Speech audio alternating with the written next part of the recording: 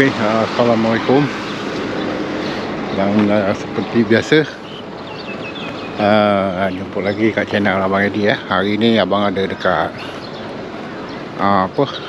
Pekan Bengkarak, Pekan Lama dekat Negeri Pahang.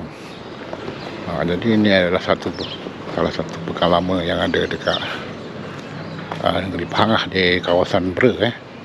Bengkarak ni teriang rasa.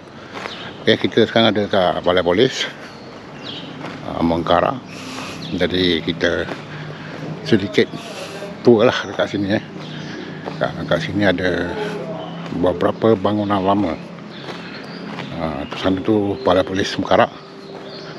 Ini ada lagi mungkin bangunan kerajaan kot belah sini.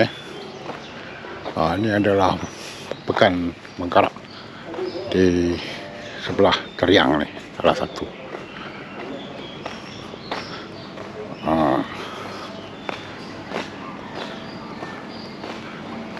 Okey juga bangunan lama ni, banyak juga dekat sini. Belah sini dah bangunan baru.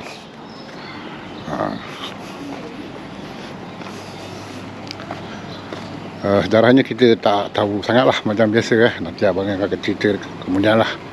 Dia ada satu stesen kereta api sebelah sana, stesen kereta api Bengkarak.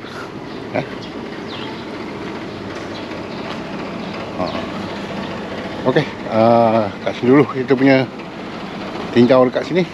Nanti kita ke satu lagi pekan di tempat lain. Okey, dengan itu Assalamualaikum dan bye-bye.